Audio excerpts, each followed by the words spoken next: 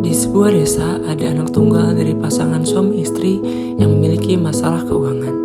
Ayahnya adalah seorang pensiunan, sedangkan ibunya adalah ibu rumah tangga yang mencoba mencari nafkah dengan menjadi buruh cuci. Di tengah tekanan keuangan yang tinggi, orang tua Anindya mulai memaksanya untuk bekerja sebagai pembantu rumah tangga di rumah tetangga. Mereka berargumen bahwa Anindya harus membantu mencari nafkah untuk keluarga mereka. Meskipun itu berarti mengorbankan pendidikan dan masa kecilnya. Selepas pulang sekolah, Anindya dibentak orang tuanya agar terus bekerja di rumah tetangga.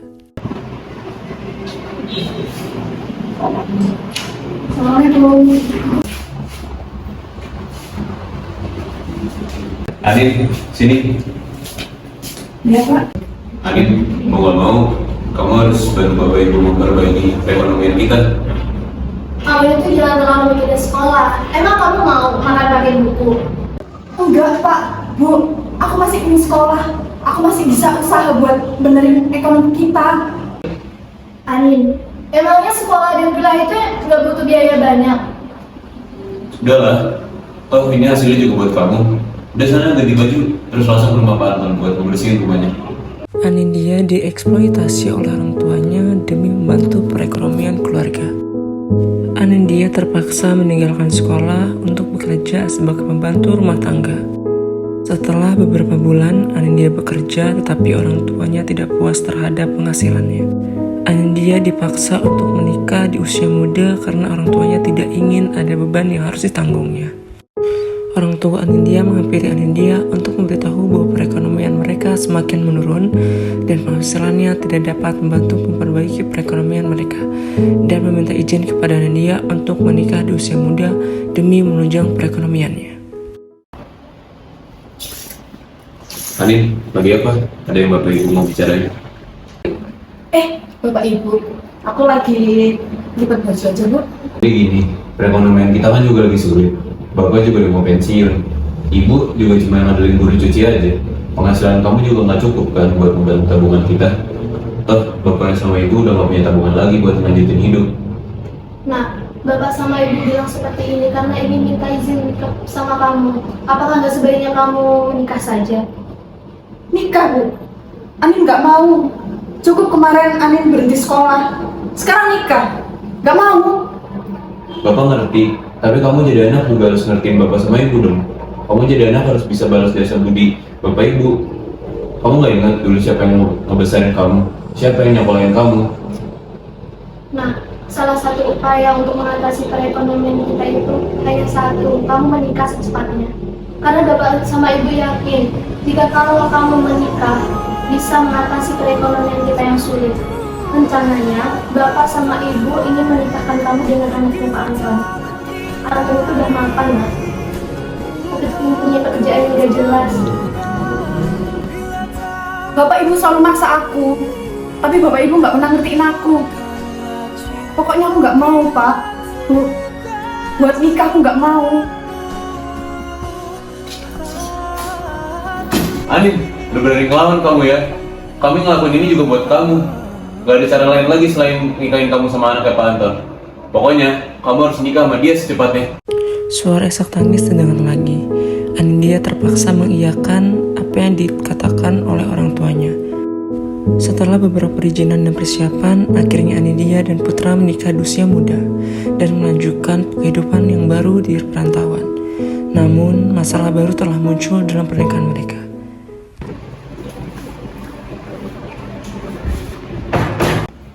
Mas, udah bukan. Gimana tadi di sini? Aku di PHK gara-gara perusahaan itu bangkrut, dan sekarang tabungan aku kosong karena harus bayar dari perusahaan. Di PHK Mas. Anak kita mau lahir Mas. Terus nanti pakai uang apa? Aku suruh minta maaf nih. Setelah 3 bulan, Putra dan Anindya dikaruniai seorang anak perempuan yang bernama Sevinka. Mas, aku boleh saya kerja kan? Tapi siapa nanti yang merawat anak kita? Karena udah 3 bulan ini aku merasa bersalah gak bisa ngasih apapun selain perawatan. Aku cuma butuh itu bukan Mas. Iya, aku ngerti. Tapi aku ini seorang bapak, aku juga harus ngasih pekerjaan. Setelah melakukan diskusi yang serius, akhirnya Anindya diberikan izin untuk bisa bekerja dan anak perempuannya Sevinka sudah beranjak besar. Bapak, aku lapar. Bapak, aku ada PR. Bapak, baju aku belum digosok. Pak, makanannya udah jadi. Bapak, jemput aku di mana? Anindya pulang dari pekerjaan dengan wajah lelah. Ia menemukan putra sedang membantu Sevinka anaknya mengerjakan pekerjaan rumah di kamar tidur.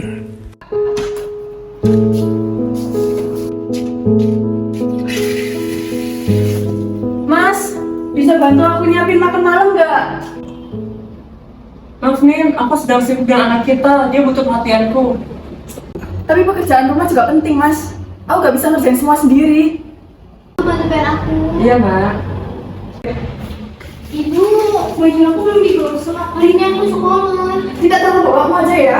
Ibu nggak mau meeting. Aku lagi sakit, Ibu. Sevinka yang melihat ibunya langsung pergi pun akhirnya mencoba menggosok bajunya sendiri. Namun tak sengaja terkena setrikaan yang panas. Bapak yang sehabis dari dapur dan melihat hal itu pun langsung lari dan meriksa tangan anaknya. Aduh, Kenapa kamu nyetrika sendiri? aku tahu Bapak lagi sakit dan aku lagi sakit, jadi aku nyetrika sendiri, Pak. Aduh. Hari ini aku sekolah. Maafin Bapak ya, tadi Bapak lagi beres-beres dapur. Udah, biar Bapak aja itu. Malam telah tiba, Anindya baru saja pulang dari pekerjaannya. Putra yang sehari tadi menunggu Anindya pulang pun langsung angkat bicara. Dari mana aja kamu? Dari kerja lah, Mas. Kamu seperti ini, tadi bener gak? Saya minta tolong kamu nyetrika bajunya.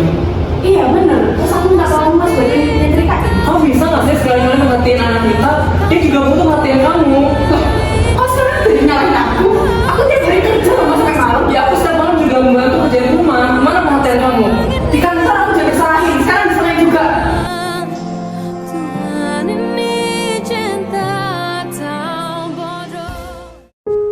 Perdebatan itu sudah terus-menerus.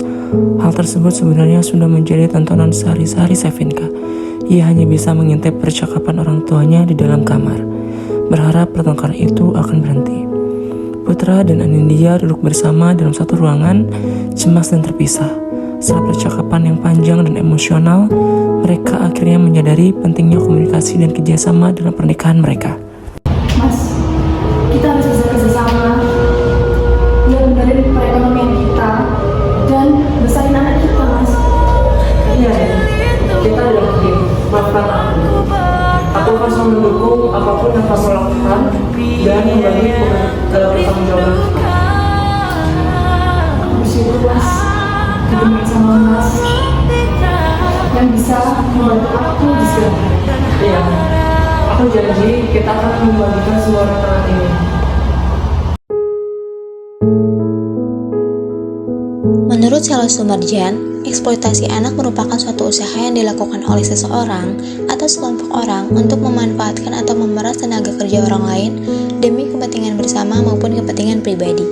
Adanya eksploitasi anak ini karena persepsi orang tua menganggap bahwa kehadiran anak sebagai beban hidup. Dalam jurnal yang berjudul Nilai Anak dan Perilaku Investasi Orang Tua Terhadap Anak Usia Prasekolah. Pernikahan dini adalah pernikahan yang berlangsung pada umur di bawah usia produktif, yaitu kurang dari 20 tahun pada wanita dan kurang dari 25 tahun pada pria. Dalam jurnal Maternity and Neonatal. Stay home father atau bapak rumah tangga adalah ayah yang tidak bekerja tetapi melakukan berbagai pekerjaan rumah tangga seperti memasak, bersih-bersih, serta merawat dan membesarkan anak di rumah dalam jurnal yang berjudul Family Dynamics of the Stay-at-Home Father and Working Mother Relationship. Menurut Perron, Wright, dan Jackson, ketegangan peran adalah kekhawatiran lainnya.